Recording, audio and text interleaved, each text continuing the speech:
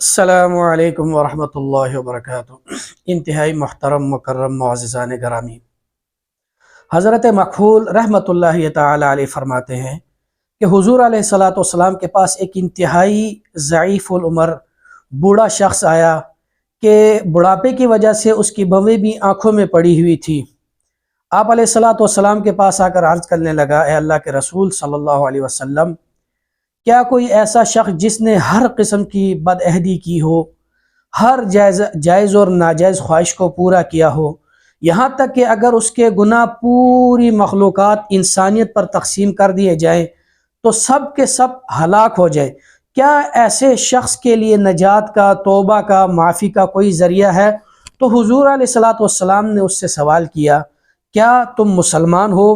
تو اس نے برجستہ جواب دیا، بالکل، اور کہا، اشہد ان لا الہ الا اللہ واشہد ان محمد عبدہ ورسولہ، میں اس کا اقرار کرتا ہوں۔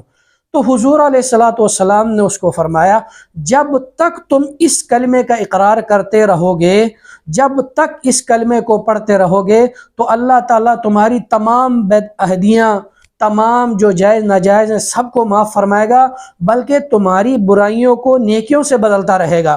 تو بوڑھے میاں بہت خوش ہوئے اور دوبارہ سوال کیا، یا رسول اللہ، کیا میرے تمام بدعہدیاں اور سارے گناہ معاف؟ تو حضور علیہ الصلاۃ والسلام نے فرمایا، بالکل، تمہارے سارے گناہ معاف، تمہاری ساری بدعہدیاں معاف۔ تو بوڑھے میاں اللہ اکبر کا نعرہ لگاتے ہوئے خوشی سے جھوم اٹھے۔ کہنے کا مقصد یہ ہے کہ کلمہ شہادت اتنا عظیم کلمہ ہے کہ انسانوں کے گناہ سارے معاف کرنے کے لیے اکثیر ہے، بلکہ یوں سمجھ لیجئے کہ اللہ تعالیٰ کی رحمت کا دریا بہانے کے لیے یہ ایک بے بہا خزانہ ہے۔ انسان جب تک اس کا ورد کرتا رہتا ہے، اللہ تعالیٰ کی رحمتیں اس پر اترتی رہتی ہیں اور اس کے گناہ نیکیوں میں بدلتے ہیں۔ ایک تو ہے معاف ہونا، معاف ہونے کے ساتھ ساتھ جو گناہ تھے وہ نیکیوں میں اللہ رب العزت بدل دیتے ہیں۔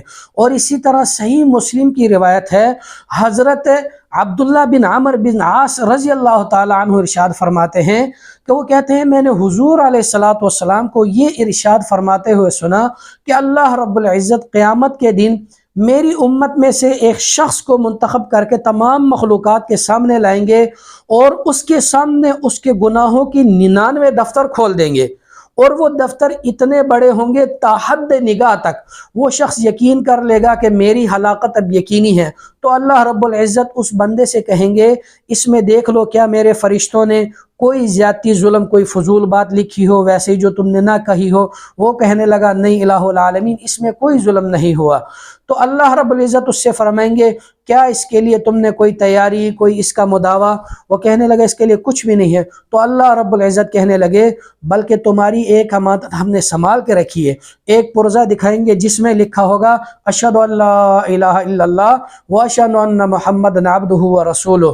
تو بندہ کہے گا، الہ العالمین، تولنا نہ تولنا برابر ہے، اتنے بڑے دفتر، 99 دفتر گناہوں کے، اور یہ ایک چھوٹی سی پرچی۔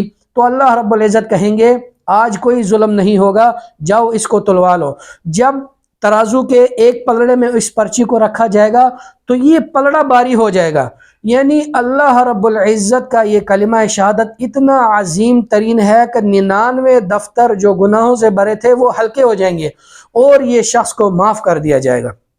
اسی طرح حضرت ابو قتادہ رضی اللہ تعالی عنہ سے مروی ہے، وہ فرماتے ہیں، جس شخص کی زبان اس کلمہ شہادت سے معطر ہو، مانوس ہو، اور اس کا دل اس کلمے سے مطمئن ہو، تو ممکن ہی نہیں کہ دوزخ کی آگ اس کو کھائے، یعنی اس کی نجات کے لیے کافی ہے۔ اور اسی طرح حضرت ابو عمرہ انصاری رضی اللہ تعالیٰ عنہ فرماتے ہیں، جو شخص اشہد ان لا الہ الا اللہ وانی رسول اللہ کو کثرت سے پڑھے اور قیامت کے دن اللہ رب العزت سے اس حال میں ملے کہ اس کا دل پر میں یقین ہو کہ اللہ رب العزت ایک ہیں اور حضور علیہ الصلاۃ والسلام اللہ کے رسول ہیں اور بندے ہیں، تو اس شخص کو قیامت کی آگ، دوزخ کی آگ بالکل نہیں چھو سکے گی۔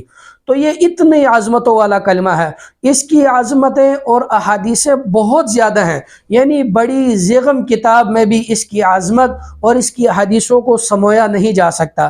یہاں پر میں نے چند ایک احادیث مبارکہ آپ کے سامنے پیش کی کہ آپ کو بھی معلوم ہے کہ دوسرا کلمہ کتنی عظمتوں والا، کتنی برکتوں والا اور نجات کا ذریعہ ہے۔